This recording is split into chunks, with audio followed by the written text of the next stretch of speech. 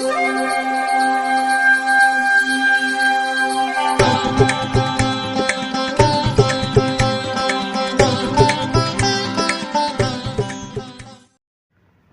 வசந்த காலம் YouTube channel வாயிலாக இந்த இனிய காலை பொழுதில் உங்களுடன் தொடர்பு கொள்வது ஜோதிடர் சண்முகப்பிரியன், சென்னை அடையாறிலிருந்து. இன்றைய நாள் புதன்கிழமை, ஜூலை மாதம் 24ஆம் தேதி, குரோதி வருடம் ஆடி மாதம். ஆடி மாதத்தில் 8ஆம் திருநாள்.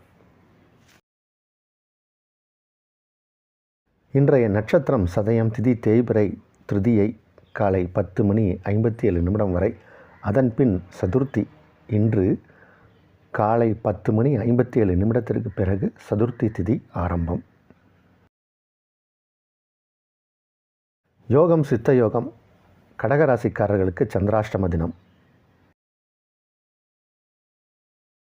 இன்றைய விசேஷம், இன்றைய தினம் சங்கடஹர சதுர்த்தி. இன்று சங்கடஹர சதுர்த்தி. இன்றைய தினத்திற்கான ராகு காலம் நண்பகல் 12 மணி முதல் 1:30 வரை. யமகண்டம் காலை 7:30 முதல் 9 வரை. குளிகை நேரம் காலை 10:30 முதல் நண்பகல் 12 வரை.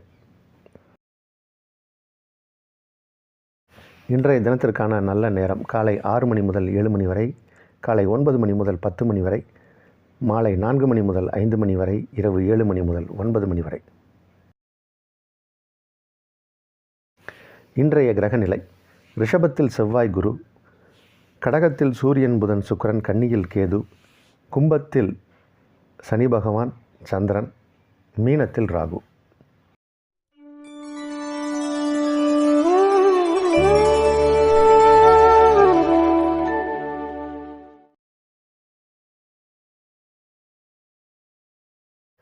மேஷராசிக்காரர்களுக்கு 11ஆம் இடத்தில் சந்திரன் சனி பகவான், மிகப்பெரிய யோகம்.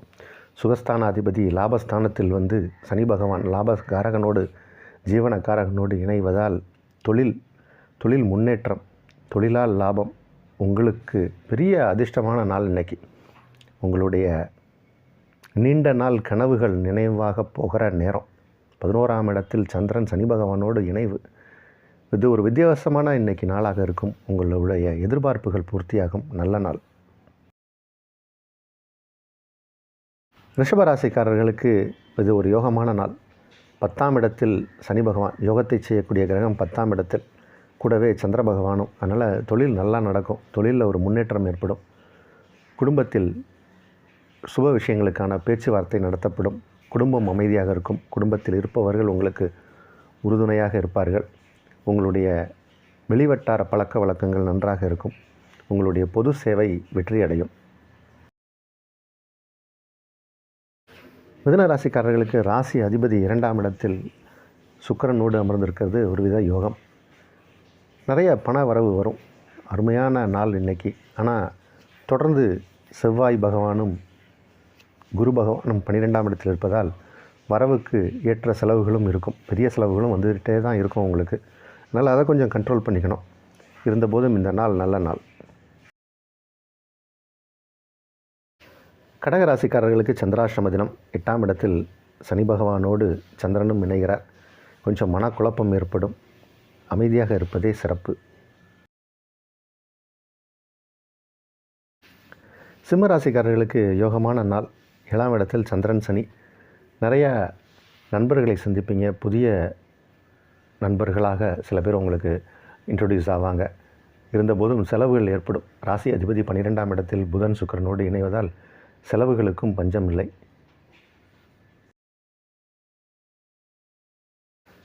கன்னிராசிக்காரர்களுக்கு ஆரோக்கியம் சிறப்பாக இருக்கும். ஆரோக்கியத்தில் நல்ல ஒரு முன்னேற்றத்தை காணக்கூடிய ஒரு நேரம்.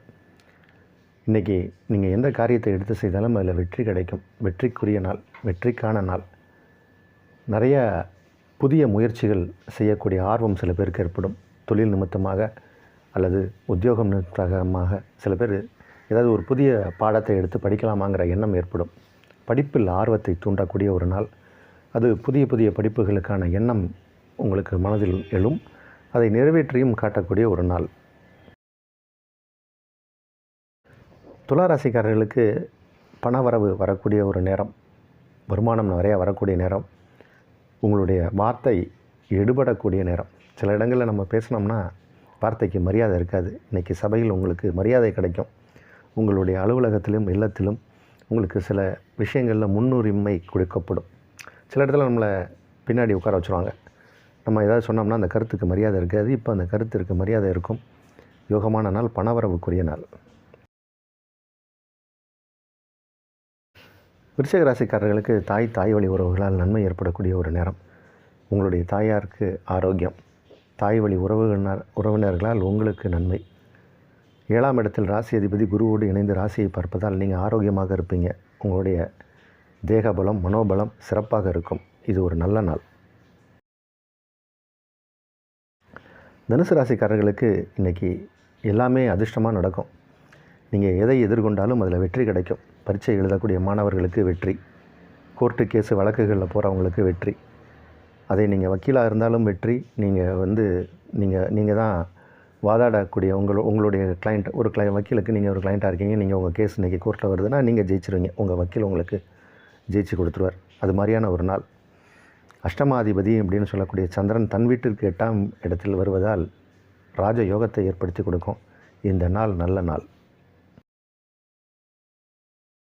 மகர ராசிக்காரர்களுக்கு இது ஒரு சிறப்பான நாள். ராசியை சந்திரன் கடந்து 2ஆம் இடத்தில் கடந்து சென்று விட்டார். 7க்குடையவர். 7ஆம் இடம் அப்படின்றது கலத்திரஸ்தானம். கலத்திரஸ்தானத்திற்குரிய கிரகம் குடும்பஸ்தானத்தில் அமர்கிறார். அதனால் மனைவி, குடும்பம், உங்களுடைய சொந்த பந்தங்கள் எல்லாரோடையும் உங்களுக்கு ஒரு நல்லிணக்கம் ஏற்படும். அவர்களோடு ஏதாவது கருத்து வேறுபாடுகள்லாம் இருந்ததுன்னா அதெல்லாம் சரியாகி உட்கார்ந்து பேசி ஒரு சுமூகமான தீர்வை காணக்கூடிய ஒரு நேரம். குடும்பம் அமைதியாக இருக்கும். குடும்பத்தில் இருப்பவர்கள் உங்களுக்கு உறுதுணையாக இருப்பார்கள். நிறையா பணவரவு வரும். உங்கள் குடும்பத்துக்குள்ளேயே சில டிரான்சாக்ஷன் யார்ட்டையாவது பணம் கொடுத்துருந்தீங்கன்னா எப்படி கேட்குறது, அவங்க கொடுப்பாங்களா கொடுக்க மாட்டாங்களான்னு தெரியாமல் ஒரு பயத்தில் இருந்தீங்கன்னா இப்போ அவங்களே உங்கள்கிட்ட வந்து பணத்தெல்லாம் கொடுத்துருவாங்க. பணவரவுக்கும் உரிய நாள்.